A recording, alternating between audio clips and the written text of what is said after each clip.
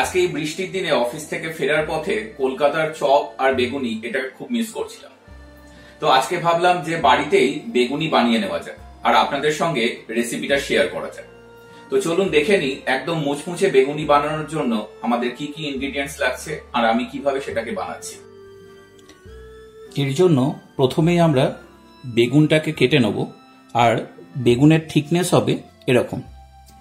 এরপরে এই বেগুনের মধ্যে আমরা প্রথমে দিয়ে দেব হাফ টিস্পুন মতো সল্ট, দিয়ে এই বেগুনটাকে ভালো করে মাখিয়ে আমরা 20 মিনিটসের জন্য রেখে দেব, তাতে বেগুন থেকে জলটা বেরিয়ে চলে আসবে।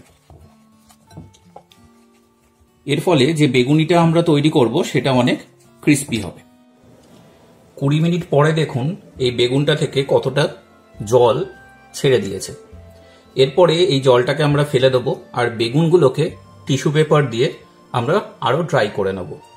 হ্যাঁ, আপনাদের মনে হতে পারে যে প্রসেসটা অনেকটা লং, বাট বিলিভ মি, এটা যদি আপনারা করেন তাহলে আপনারা কিন্তু খুব ক্রিস্পি একটা বেগুনির স্বাদ পাবেন।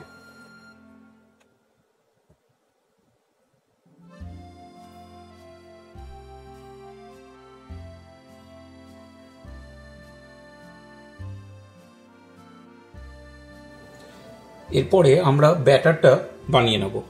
তার জন্য প্রথমে আমরা দেব বেসন, তার সঙ্গে আমরা দিয়ে দেব রাইস ফ্লাওয়ার। রেশিওটা 80-20 মেনটেন করবেন, তাতে যে বেগুনিটা হবে সেটা খুব ক্রিস্পি হবে। আর এর মধ্যে আমরা দিয়ে দেব 1 টেবিল স্পুন কুকিং অয়েল।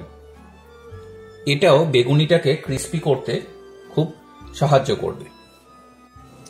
এরপরে এর মধ্যে আমরা অ্যাড করব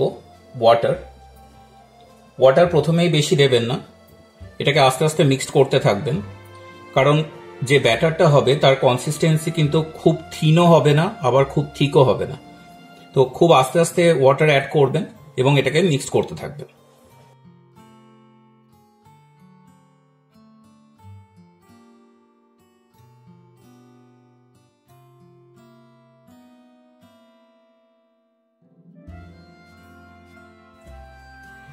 কনসিস্টেন্সিটা কিন্তু এরকম হবে। আর খেয়াল রাখবেন যেন এই মিক্সচারটার মধ্যে কোনো রকমের লাম্প না থাকে। এরপরে এর মধ্যে আমরা মিশিয়ে নেব কালো জিরে আর দিয়ে দেব নুন, আর এর মধ্যে আছে পাউডার সুগার আর বেকিং সোডা। এখানে সুগারটা আমি অ্যাড করছি, এটা ফ্রাইং এর সময় বেগুনিটাকে খুব ক্রিস্পি করবে এবং একটা ব্রাউনিশ সুন্দর টেক্সচার নিয়ে আসবে। এরপরে এটাকে খুব ভালো মতো করে আবার মিশিয়ে নিন। আমাদের ব্যাটার একদম রেডি। এরপরে আমরা বেগুনগুলোকে এর মধ্যে ডিপ করে ফ্রাই করে নেব।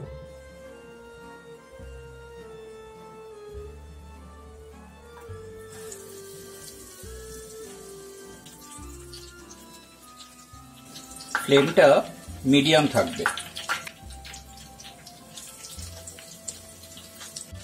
এরপরে বেগুনিগুলো আমরা এরকম ব্রাউন কালার হওয়া পর্যন্ত ভেজে নেব। এরকম ভাবে প্রতিটা সাইড আমরা 20 থেকে 30 সেকেন্ড মতো করে ফ্রাই করে নেব।